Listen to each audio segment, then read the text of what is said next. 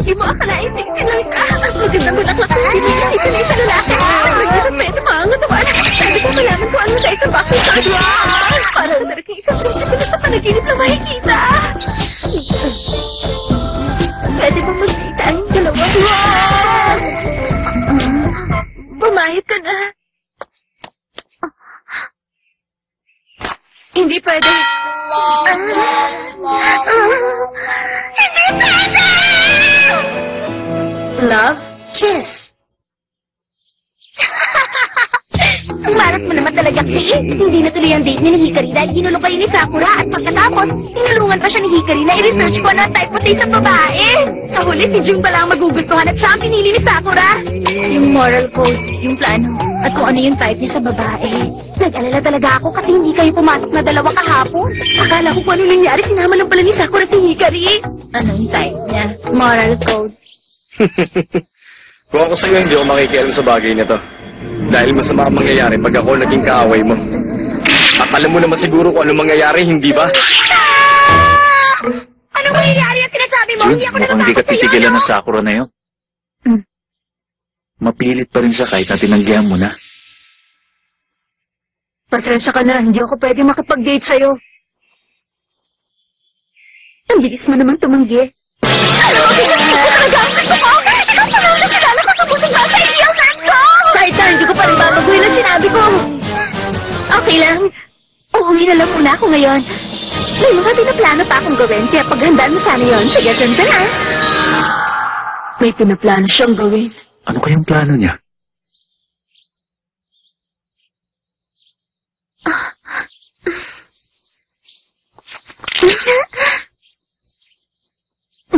Talaga? Salamat naman. Hindi na nangyari. Kaya matutuwa ako kung natutulungan mo ko yung hero. Pasensya ka na.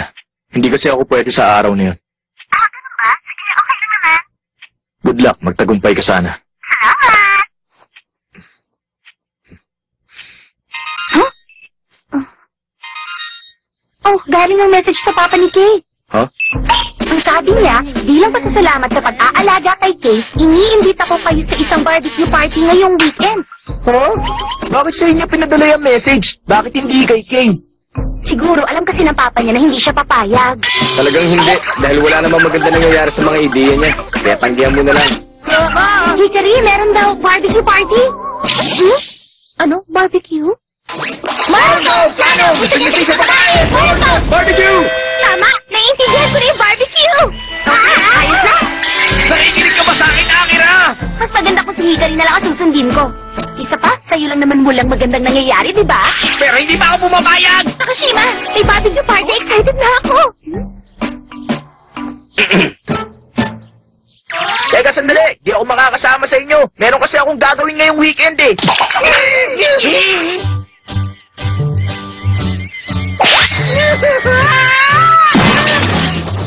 Wow! Ang ganda naman ng tanawin sa lugar na to. Barbecue party sa isang tabong isla. Aba, maganda nga ideya to. Papangasama sa Takashima Group. Welcome, Pesay. Maligayang pagdating sa lugar na ito. Teka, Takashima, ang laki ng tinaba ng papa mo. Hindi siya yan. Sino siya? Siya si...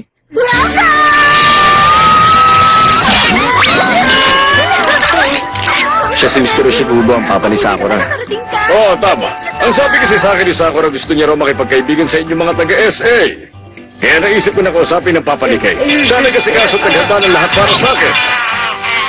Ganun pala ang nangyari. Pero hindi nyo na kailangan magpakahirap na gawin ang lahat ng ito. Napakasimpleng bagay lang naman nun.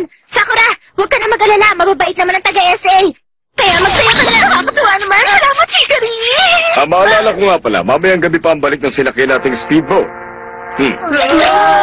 So sa madaling salita, ginamit niya lang pala tayo para madala sa lugar na to si June. Sabi lang walang magandang mangyayari pag si Papa ang nagplano. Teka, bakit naman? Maganda nga dahil nadagdagan ng tao sa parting to.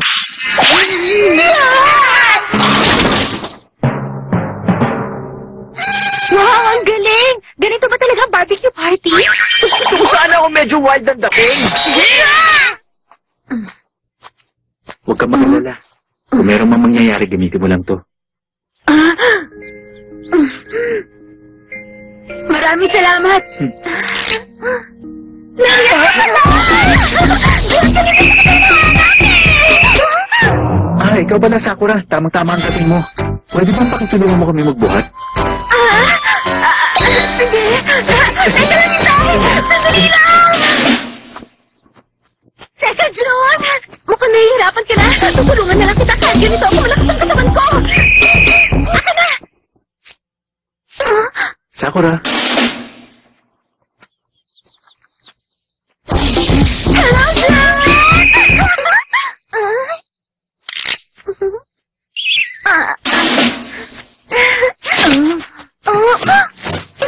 Teka, sandali. Sa tingin ko hindi maganda nangyayari Okay, ang mabuti ba ganito na lang ang gawin natin. Hati namin kayo ng tig-2. Hindi ako payag! Hindi ka pumapayag? Baka nakakalimutan mo na presidente ako ng isang kumpanya. Kaya ako ang dapat na magplano ng mga dapat gawin. Nakasulat sa mga stick na yan ang pangalan ninyo at pangalan ng makakatulong ninyo. Mga babaeng bubuno. Kalokohan lang yan. Ano ba kasing klaseng paraan niya ng pagpili ng mag-partner? Oo nga. Tama rin si Kay. Aba, mukhang masaya to Gawin na natin.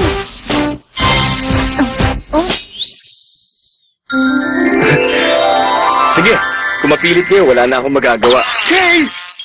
Ako naman ang susunod na pupunod. Teka, ano yun? Ito ang pupunin ko. Wow! Ang swerte ko talaga sa dyan ang partner ko! Ibang klase yan Sikat yan siya yung tagahugas. Mabubutot na yan. Ginagamitan ko talaga ng lakas para maging malinis. Marami pang huhugasan doon. Mako pa rin! Kami ang naghahanda ng gagamitin. Ang bigat-bigat naman ito! Kaya bumibitaw mo na nga yan, tulungan mo na lang ako! Kami ang magluluto. Ang galing, Rio. Mukhang sanay na sanay ka. Paano? Ako kasi laging nagluluto para sa sarili ko. At sa magaganda kong halagang mga hayop. Pero para sa taong lulutuin natin ngayon. Megumi.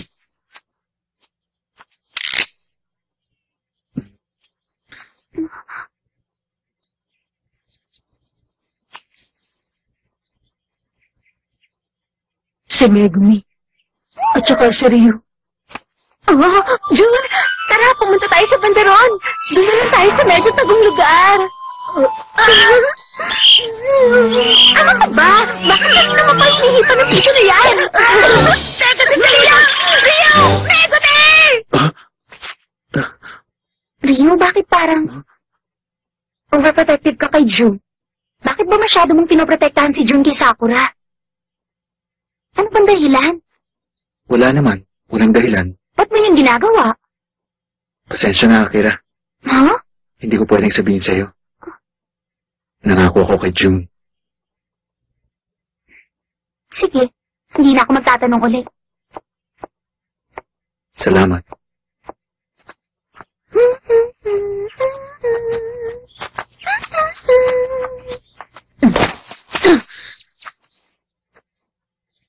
Bakit, June? Alam mo bang naiinis na ako sa ginagawa mo?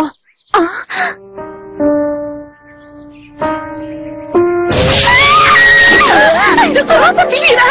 Tinanggalan ako ng gwapong lalaki nang nanginginig ang boses at namumula tayo sa iya. Masyado masakit yun! Pwede ba huwag ka nang lalapit sa akin? Ikaw naman, huwag mo naman sabihin sa akin yan.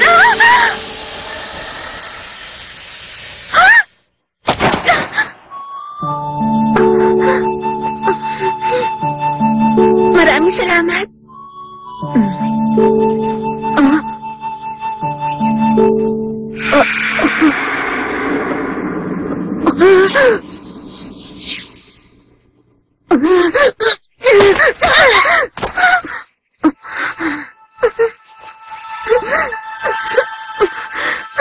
Masakit yun Hindi mo naman ako kailangan itulak ng ganon. Sandali lang. Hintay muna, June.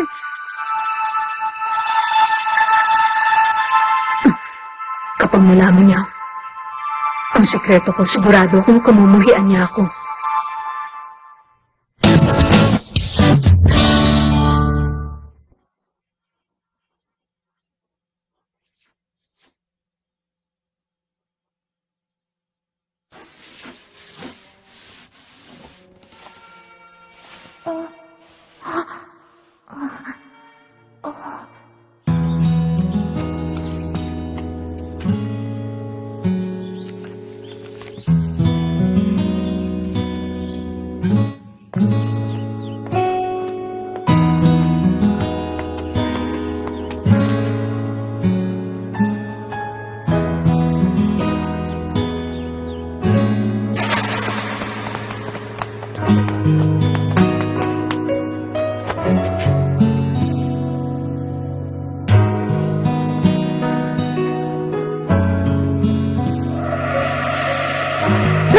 Hindi naman. Oh. Ano yan? Jun, tingnan mo, kakaibang itsura ng mga mushroom na to. Nakakahili talaga! Oh, Arjun. Ano yun? May ibang babae ka na ba nagugustuhan? Wala pa. Mabuti kung ganoon. Ang kaso, hindi pa rin ako pwede makipag-date sa'yo. Napakaparang ka mo talaga. Pero, kahit gano'n honest ka, kung sinabi mo lang na may nagugustuhan ka na, hindi na ako maghahabol sa'yo, susuko na lang ako. Yan! Ganyan nga! Ganyan nga! Ang gusto ko sa isang lalaki! Hindi ako ganon! Mali ka! Hindi ako honest! Teka, Jun, sandali lang! Gulo lang ang dala ng sekreto ko sa ibang tao.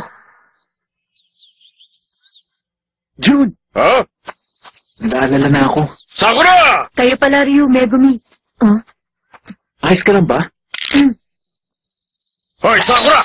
Huwag mo sabihin sumusuko ka na! Pinangihinaan ka na agad ng loob! Ganyan lang ba kaliit na nararamdaman mo para sa taong binamahal mo? Hindi ho. Hindi, Papa! Tama yan! Nagtatagumpay ang mga taong hindi marunong umatras! Sa buhay pa sa pro wrestling! Hindi ka dapat sumuko! Lumaban ka! Huwag ka susuko! Wow! Parang ang sarap-sarap nito, Mukhang mabubulog na naman ako ng gusto ngayon! Huwag ka magpakabunda! Jun? Eto, susubuan kita. Ay, naku, nagulat na rin sa sumpisi mo. Hoy, Ben! Sige, ako ang bahalang magtanggal yun para sa iyo, Jun. Huwag mo gagawin yan!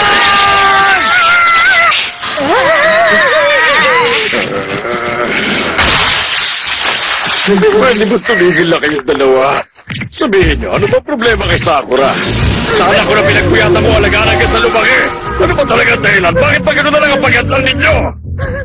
Nasa high school na kayo ngayon, kaya siguro naman nakaranas na rin kayo mahalikan kahit sa piski lang, hindi ba? Aba, oo, syempre naman. Huwag ka tumingin sa akin! Ano? Ang ibig sabihin? Hindi.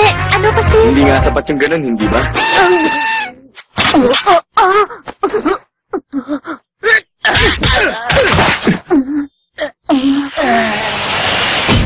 Jun, tumakas ka na! Hindi kayo titigil sa ginagawa niyo pakikialam. Gagamit na ako ngayon ng lakas. Sige, tutulungan kita, Jun!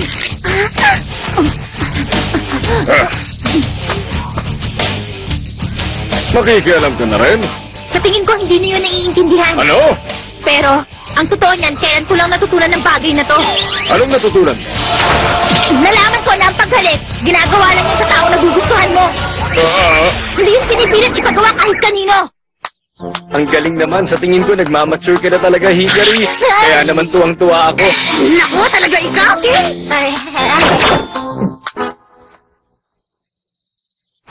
Sige, tutulong din ako. Salamat.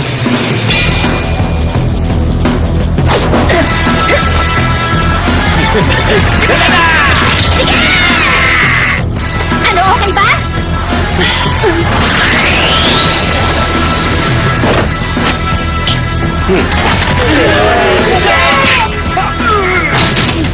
Jun, tumakas ka na. Pumunta ka na sa gubat.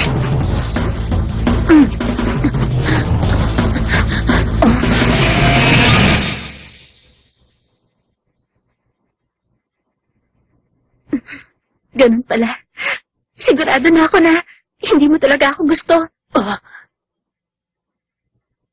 Pasensya ka na. Hindi ko na ipipilit ang sarili ko. Jun!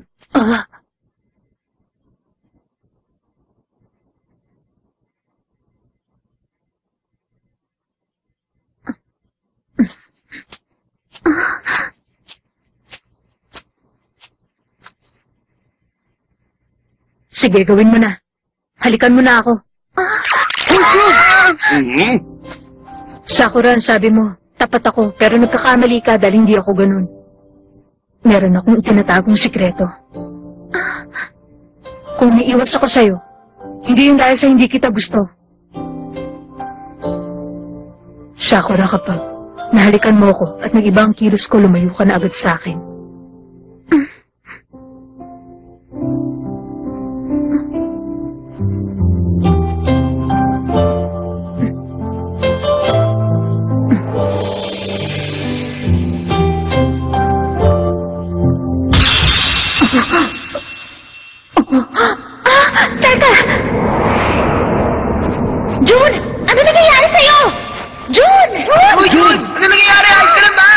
Jun!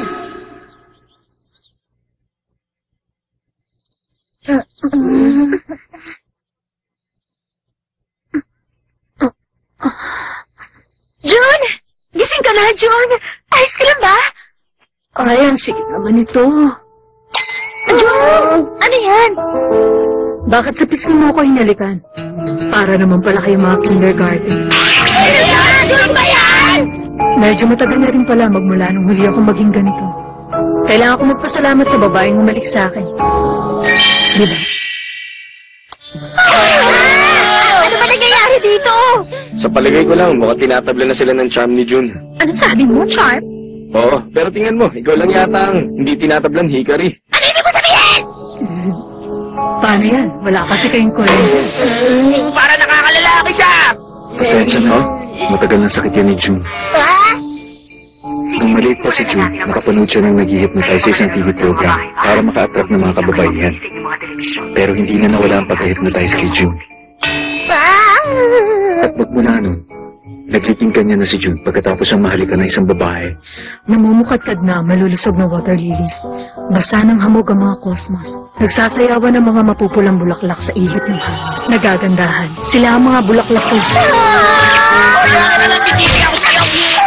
Nung nasa grade 6 na si Jun, na nangyari ang first date niya, pinagkaguluhan siya nun ng lahat ng mga babaeng nasa park. Kaya naman nagalit sa kanya ang kadate niya. Wow! Ibang klase nga yun ah! Kaya simula nun, iniiwasan na ni Jun makapag-date sa kahit kaninong babae.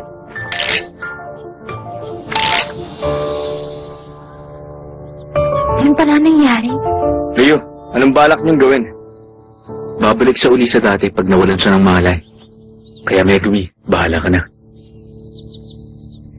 Huwag mo sabihin, kakanta si Megumi! Jun, matulog ka na.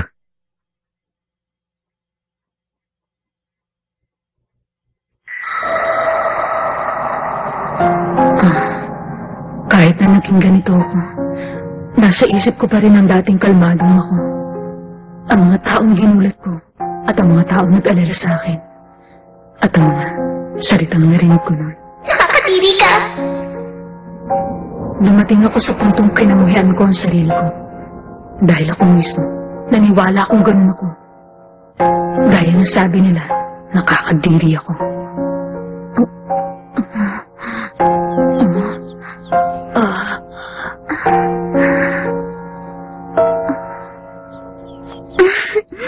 Ibang klase? Ang galing mo, Jun! Kakaiba ka! Biruin mo, meron ka palang split personality. Pareho kong gusto yon.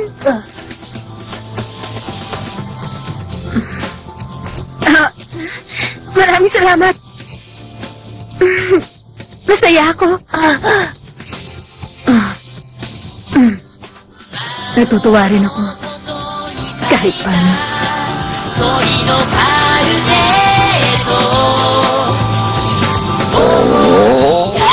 Pasensya na kayo. Hindi naman kasi tayo nakakakain na maayos eh. Naku, kawawa ka naman. Meron pang rice. Sa palagay ko, pwede pa tayong gumawa ng rice ball. Ay, sandali. Ako na lang ang gagawa ng rice ball para kay Jun. Gagawa rin ako! Huwag na lang gumawa rin! Handa na! Jun, kasa ng rice ball. Sunod-sunod sa tulog ng mahal. Ito! Hindi talaga